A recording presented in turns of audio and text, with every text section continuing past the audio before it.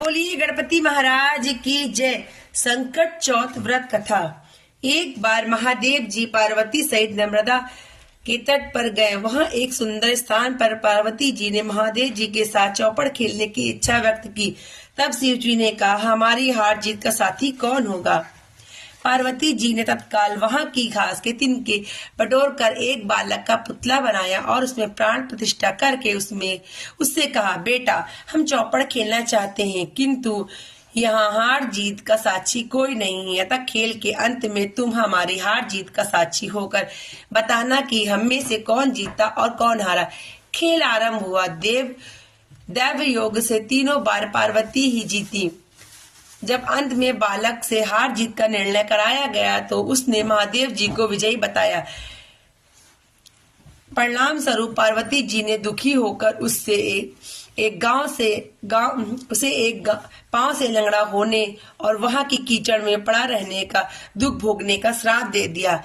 बालक ने विनम्रता पूर्वक कहा, माँ, मुझसे अज्ञानवश ऐसा हो गया। मैंने किसी कुटिलता या द्वेष के कारण ऐसा नहीं किया।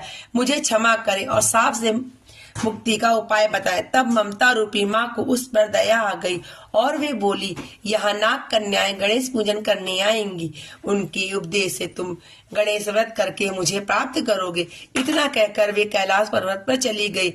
एक वर्ष बाद वहां श्रवण में नाग कन्याएं गणेश पूजन के लिए आई। नाग कन्याओं ने गणेश व्रत करके उस बालक को भी व्रत विधि बताई। तत्पश्चात बालक ने 21 दिन तक श्री गणेश जी का व्रत किया। तब गणेश जी ने उसे दर्शन देकर कहा, मैं तुम्हारे व्रत से प्रसन्न हूँ और मनवांछित फल मांग सकते हो। बालक बोला, भगवान, मेरे पाँव में इतनी शक्ति दे दो कि मैं कैलाश पर्वत पर अपने माता पिता के पास पहुंच सकूं और वे मुझ पर प्रसन्न हो जाएं।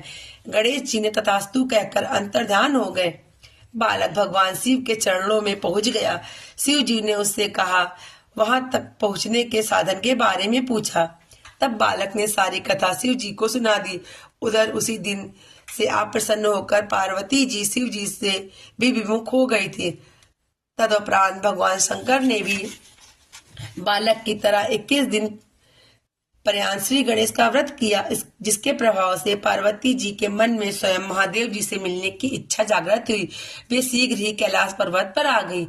वहां पहुंचकर पार्वती जी ने शिव जी से पूछा, भगवान, आपने ऐसा कौन सा उपाय किया जिसके परिणाम स्वरूप मैं आपके पास भागी भागी आ गई?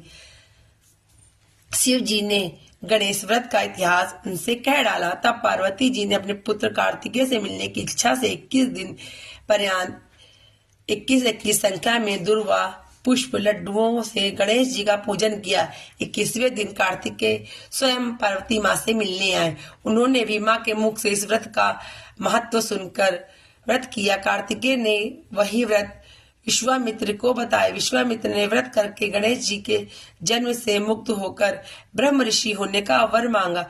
गणेश जी ने उनकी मनोकामना पूर्ण की। ऐसे हैं श्री गणेश जी जो सबकी मनोकामनाएं पूर्ण करते हैं। तो बोलिए गणपति महाराज की जय।